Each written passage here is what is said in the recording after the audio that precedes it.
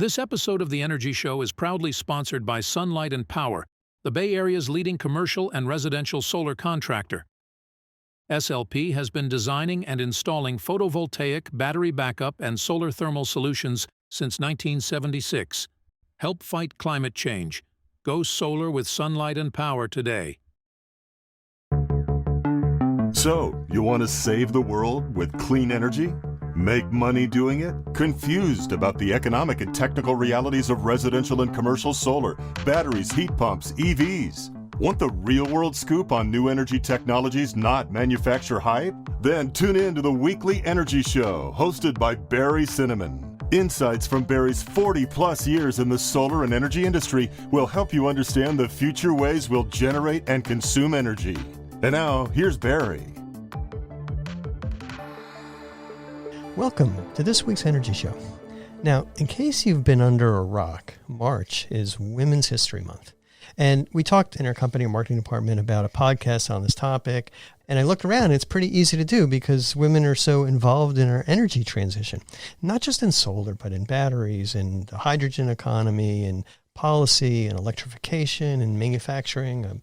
I could go on. I better stop now. But what's interesting is that when I kind of look around the solar and the storage industry, women are not very well represented on the construction side of things. It's just construction in general. But one industry leader immediately jumped into my mind. So it's my pleasure to have Jeanine Cotter, President and CEO of Luminalt Solar, as a guest today. And just going to go through a little bit of background. She's on the line, so the video's not working, so I can't see her blushing. But Jeanine co-founded Luminalt in 2004. She's built the company into the leading solar and battery contractor in San Francisco. And believe me, San Francisco is not an easy place to work. If I have service issues on my solar in San Francisco, I don't live there, I rent out a house, I'm going to have Luminalt do it. It's just a really hard place. But she's also very active on the policy side of the industry. She's on the board of directors of the California Solar and Storage Association. She's the VP of the executive committee. She's also a member of the Workforce Investment Board in San Francisco. And here's a unique bit of solar background. Jeanine's also a licensed California attorney and was recently reelected to the CalSA board of directors. So welcome to the show, Jeanine. Thank you. Thanks. And I was just elected the chair of the Workforce Investment Board. So I'm delighted to tell you that is workforce development, as you know, is a really important component of running a thoughtful solar company or any company. Yeah, and any company in a city as diverse as San Francisco. So, well, that kind of gets us started here. Tell us a bit about Luminalt, your products, services, their customers. Give us an overview, please. Yeah, absolutely. So thanks very much for the introduction. I was blushing. We did start in 2004. My husband, Noel Cotter, who has recently retired, he did his first solar system in 1981. It was a 50 kilowatt battery backup system in Ireland, on Fota Island. And he, in the early 2000s, really wanted to get back to doing something that he loved. And so he said, let's start a solar installation company. And I said, okay. And we did. And we both brought to Luminalt very different skill sets. And I have grown and learned over the last 20 years more than I ever thought was possible. And so we today are a company of just over 40 folks. Our products are solar and battery energy storage. And, that is clearly in our DNA because Noel's first system was in 1981. Solar with battery energy storage. They pair quite nicely together, as you know. Our market area is pretty much close in Bay Area, and our customers are really terrific, and we're really blessed to have people that are committed to electrification, climate mitigation, and a number of them really are interested in going with a locally owned organization like our own and like yours. Well, that's one of the most amazing solar startup stories I've heard. And I also know that you're on the Workforce Development Board, but very passionate about diversity, equity, and inclusion. Tell us a little bit about how you built that into Luminalt's DNA and culture. Well, that came through Go Solar SF, which was a San Francisco solar program that provided an incentive if one worked and participated in a workforce development program. That was a program that was started under then Mayor Gavin Newsom. And the idea was that solar was a relatively new technology, and San Francisco was not picking up adoption nearly as much as the surrounding areas for a variety of reasons. And what San Francisco saw was that there were, and this launch was 2008, so there was a lot of people who were out of work, a lot of very talented people that could really transition into solar quite easily, but it also, there was this opportunity to get individuals in the solar industry at a beginning level right before it was going to grow. And so there were workforce development, community-based organizations that trained individuals who were identified as having barriers to employment for a variety of reasons. And those folks became eligible to be workforce development certified through Go Solar SF. And so very early on, we hired a variety recruited through Asian Neighborhood Design, Young Community Developers, the San Francisco Conservation Corps, and other community-based organizations. And today, some of our most senior crew leads, our crew manager and our VP of operations, all are individuals that started at Luminalt because they were recruited through Go Solar SF. You know, one of the best feelings that I get running a solar company is, you know, for many, many years, is just seeing how these young people, these underprivileged people, these people that might never have had a really great job, they come to work for us, and they get married, they have a family, they get a house, and they end up doing really, really well. And I'm quite proud of that, as are you and many other people at CalSA, because it is a really good career. And it's got such, even right now, this is 43 years after you started up Luminalt, but we're just at the very early stages of the growth of this industry and technology. But one of the things that affects that growth rate and affects sales is policy. How have you managed to navigate the crazy changes in solar policies in California and on a federal level? It is an evolving landscape and one that has not always been easy to maneuver through. When California makes significant policy changes, it changes the character of our work in many ways and changes the character of our client.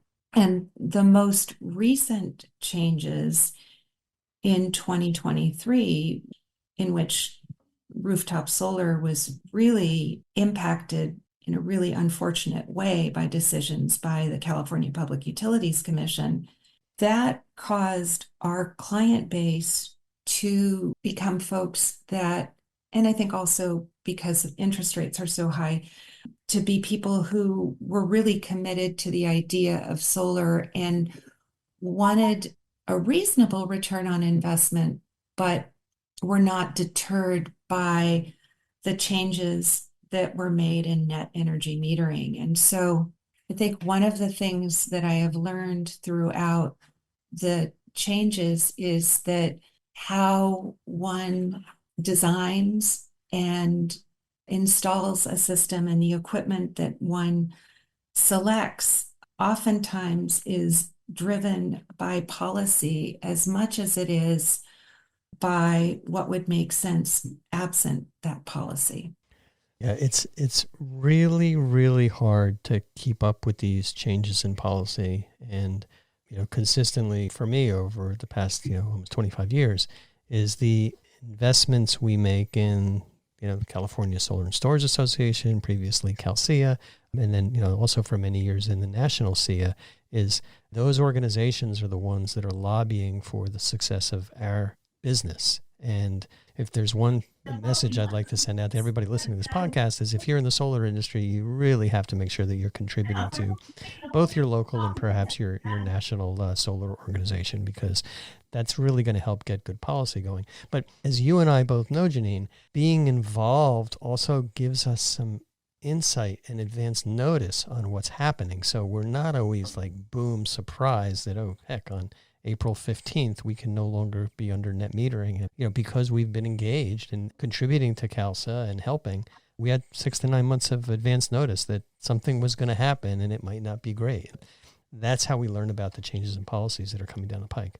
Yeah, no, absolutely. You're absolutely right. And also just to be a really thoughtful, well-informed solar professional, it's really necessary to understand what the different policy changes are and wrap your head around it so that you can be responsible and thoughtful in your design, in communicating the benefits of a solar and storage system. So CalSA has done a phenomenal job, and the amount of time and effort each you and I put into it is better for the industry, but it's also, I've learned so much, and it's better for me personally because I've learned and grown, and it's better for the organization that I started and that I'm committed to and have worked in for the last 20 years.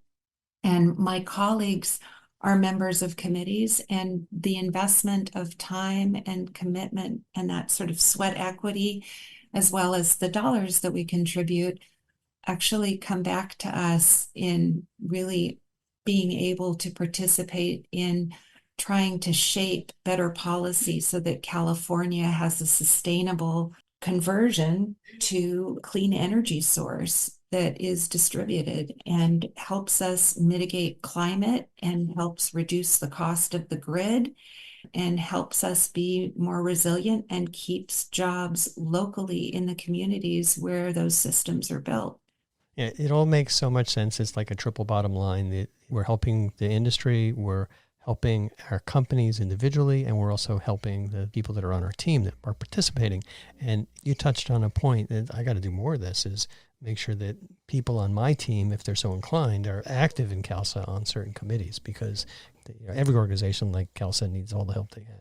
We're kind of talking very high level. Let's kind of drill down and zoom in on the map into, I'm just thinking about a map of San Francisco. What are the biggest challenges being a contractor in a big, dense city like San Francisco? Let's talk about what you've mastered in order to be successful there.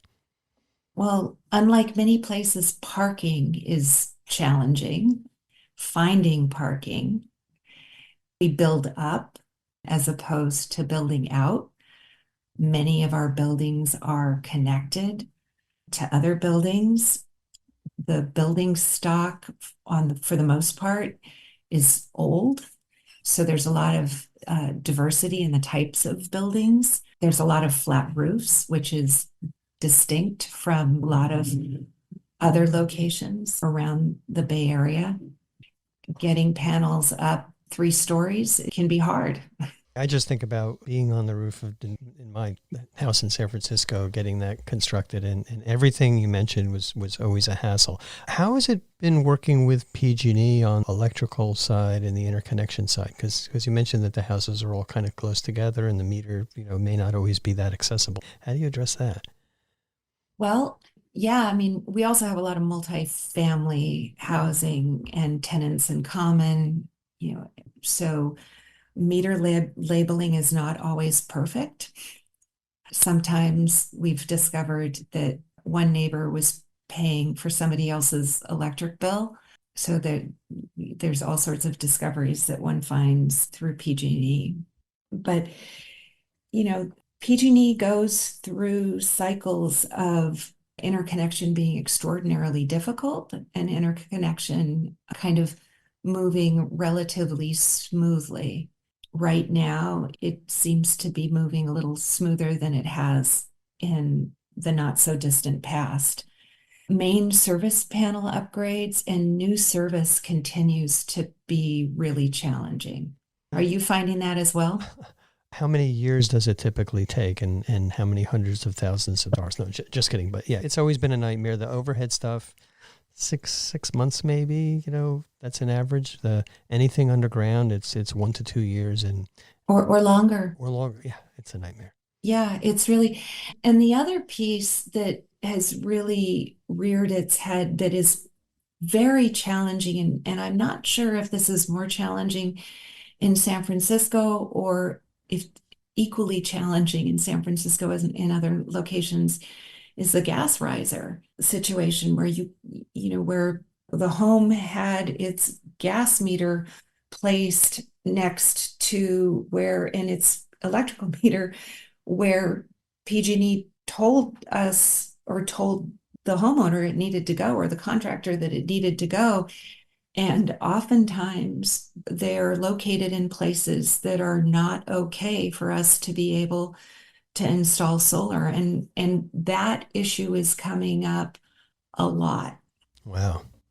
And you get no sympathy from PG&E, I'm sure. Well, I mean, I can understand their concern about natural gas being piped into people's homes and sparks, and the concern about safety. And I appreciate that PG&E is considering safety concerns.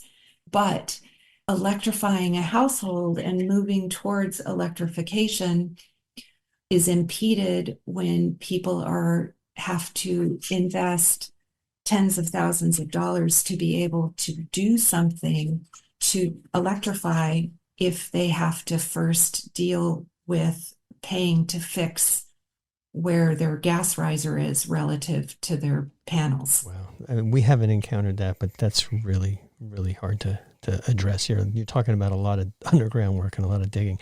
How has the San Francisco building department been these days? The San Francisco building department has always blazed its own trail. It's quite different than other AHJs. There's a level of professionalism on the electrical inspector side that is really good, but it is hard to get things through the building department. It is particularly challenging with San Francisco Fire and San Francisco Fire's concerns around lithium-ion batteries at this juncture. And so what should be a relatively simple permit under Solar App has to be a building permit in San Francisco. And that means you go through all of the requirements for a regular building permit. It's not a trade permit. And it is expensive and requires a lot of resources, both by the city and by the contractor. Yeah, so you'll spend 3 to 6 months getting that permit, spend thousands of dollars to put in a 13-kilowatt hour battery, and then right behind that, they're driving in their car with a 100 kilowatt hour battery, and it's an instant, there's not even a permit. It is kind of ironic how that works out. Well, actually, it's interesting that you say that there's not even a permit. I think that one of the things that deeply concerns me is that the more difficult it is for somebody to get a permit, the more we drive people to move forward without getting a permit. And Luminalt and Cinnamon Solar are very ethical, work within the confines of our building departments and our authorities having jurisdiction. Not everybody does that. And I think that we risk pushing people to install things in ways that don't get permitted because it's so incredibly burdensome and expensive. Yeah. I mean, we just have a bright red line on that. It's like, we will always get a permit. And if you're not going to pay for the permit and make the necessary upgrades, then we're just not going to do the job. And it's just always the way it's been, and it keeps us out of trouble. And it means that once in a while we lose customers, but that's just the price you have to pay to run an ethical business. It is the right thing to do, but from a policy perspective, from a building department's perspective, and from a fire department's perspective, I would wish that they would think about the impact that the decisions that they make on how difficult it is to make your way through getting a permit impact the people's ability to move forward. So, Jeanine, what are Luminalt's popular products, and how has that product mix changed over the years? That's a very good question. So we've been a Sun and Power installer since 2007. And so when SunPower moved to the integrated AC module, we moved to the integrated AC module. And so we installed exclusively SunPower for a very, very, very long time. And then paired the SunPower Equinox system with the Tesla Powerwall. Like many others in the industry, we are moving back to DC panels and string inverters. And the release of the Powerwall Plus and now the Powerwall 3 is going to really drive that, because using an AC panel in that ecosystem just doesn't make sense anymore, because you're losing efficiency and increasing costs. No, it's interesting how these technologies kind of wax and wane. Yeah. And as we try and, with the change to the net billing tariff, and there's just so much pressure to put in a less expensive system and put in batteries, some companies like Tesla have done an extraordinary job of streamlining that. That's going to be a very big product. So specifically to San Francisco, what advice do you have for people in San Francisco or in the San Francisco area who want to put in solar and a battery? Just what do you think?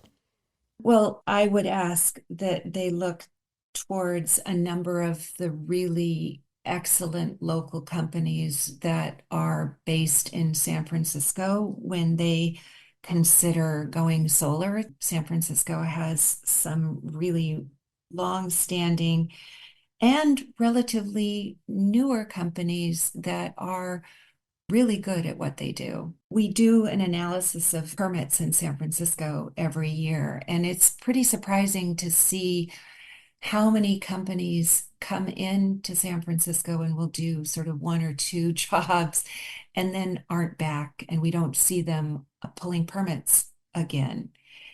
And for consumers that buy systems from those folks, I worry about their ability to have any maintenance done, or if an inverter goes out, how long is it going to take to get somebody out? Or if the monitoring isn't working really well, how do you get somebody out there to troubleshoot? You hit on a really, really good point. The biggest advantage of a local company, in addition to knowing where to park and address the ticket problem, is making sure that they're going to be around to provide the service. And it used to be there wasn't a lot of service required, but when we switched to microinverters and optimizers, then for some reason the service requirements went up. I expect they're going to go down again with, now that we're not putting as many electronics on the back of the panels and the panels are more reliable. But still, a battery system is very likely to need service, and I strongly would recommend anybody who's looking at putting in a battery system to work with a local company that's been doing this for a while. In San Francisco, that's Luminalt. Yeah. Thank you. And, I think that is, and where you're located, it is Cinnamon Solar. The value of having somebody that works with building departments, understands what the constraints are, what can be done, how you can design a system and optimize the equipment that is being deployed is huge. And that value is critically important for the long-term operation of a system and for the resiliency of that system. There's no great substitute for experience and the knowledge that's built up over years of doing this work. Yeah, it's knowledge that is not in a textbook, especially when it comes to maintaining systems. I've got an old SMA inverter. I have old SunPower panels. What do I do when the inverter dies?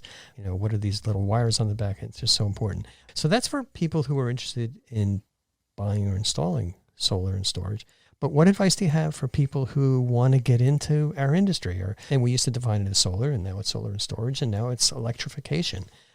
What do you recommend? Do it. That's a Nike answer. This is such a vibrant industry. There's so many different pathways.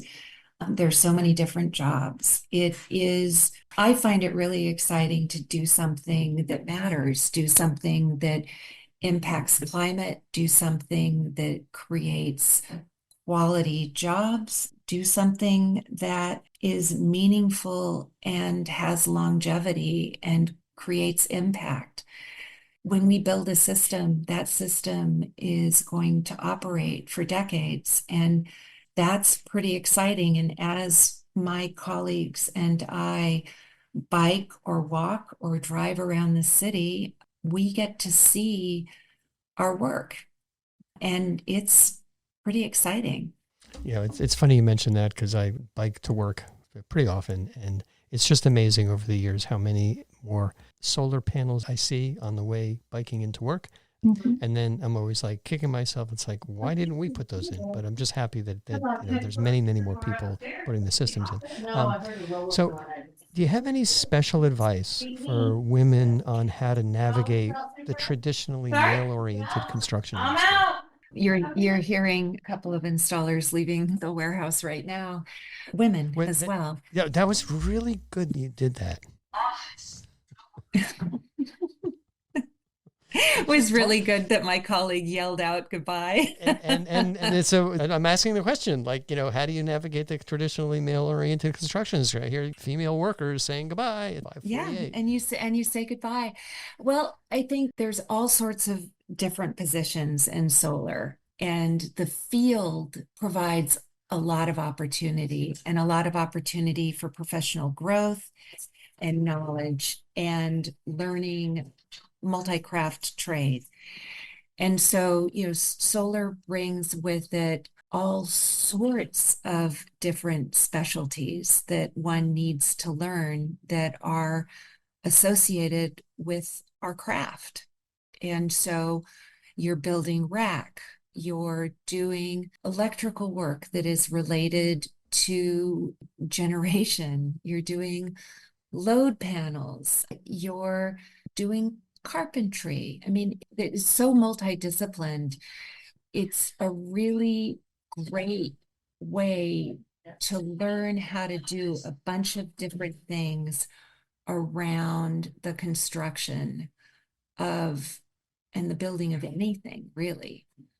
But it is a unique craft in that it is multi-craft. And so there's so many different ways that somebody can come in and learn how to do solar. I have heard from women in the past that they were concerned about physical strength.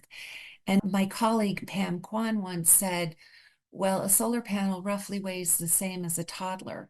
And that's true. Like if you can carry a child, you can carry a solar panel. Yep. I used to be able to carry solar panels, but they've gotten too big and I've gotten too old. When I look at solar companies, they're construction companies, yes, but in many cases, more than half of the positions at the company, don't require wearing a tool belt or those skills. Even in more, traditional construction. So solar, I think, is even better in terms of spreading around those opportunities. But, look around my company, I'm sure your company too, lots and lots of opportunities for women, and, they're getting really good pay. 100% or 110% more qualified than a lot of the men looking for those positions. Well, yeah, I mean, that's certainly true. I have a special place in my heart for women that choose a profession that is not been historically aligned with being female. And construction and working in the field is an area in which there is not a huge amount of female representation. And women have the capacity and have the ability to be trained and have all of the attributes that one would need to be a well-seasoned and well-trained solar installer. Yeah, I totally agree. In a lot of ways, even better qualified with some of those other skills. How did you come up with the name Luminalt? My daughter was in Latin class. I never took Latin. What does it mean? Lumi is for light, and alt was for alternative. Oh, wow. That's pretty cool. And she was 15 at the time, my daughter Claire. Wow. Latin would have been a good language for me to learn, but I could barely get through some of the Shakespeare plays. But anyway, all right. So what do you do for fun? You mentioned bike riding and I do love adventures to and bike such. ride. I don't bike ride as much as I should or would like to. I live close to Ocean Beach, and so one of my most favorite things is to walk down to the beach. I love snowy plovers. I love watching people in the beach. And then last weekend before last, when I went down, there were a number of women, 13 to be exact, that ran past me and into the ocean, and they invited me to go for a swim. So I'm hoping to take them up on that in the not too distant future on some weekend. But, the natural beauty of San Francisco and around San Francisco, I love to walk, I love to hike. And I have an extraordinarily wonderful family that is pretty tight. And I have 3 children, and I love every single one of them. And I love to spend time with them. And I have a beautiful godson and his sister and their mother that I really enjoy spending time with. And I do a lot in terms of civic engagement. And that's really important to me because I want San Francisco and the Bay Area, where I was born in Oakland, to be a better place. I want it to be better as a result of all of the work that we do. The fulfillment that you're experiencing is just coming through in your voice from all those elements and your enthusiasm. And I'm really impressed. I'm really jealous. And basically out of time. So that's all the time we have on this week's Energy Show. Jeanine, terrific having you as a guest on the show. And thanks to all of our listeners for tuning in. If you missed any of today's show, you can always go to our website at energyshow.biz and listen to the podcasts. Thank you.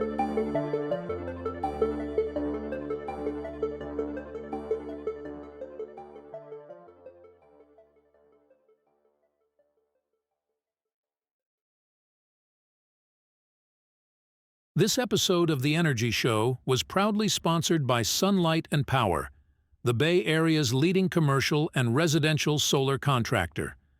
SLP has been designing and installing photovoltaic, battery backup, and solar thermal solutions since 1976. Help fight climate change. Go solar with Sunlight and Power today.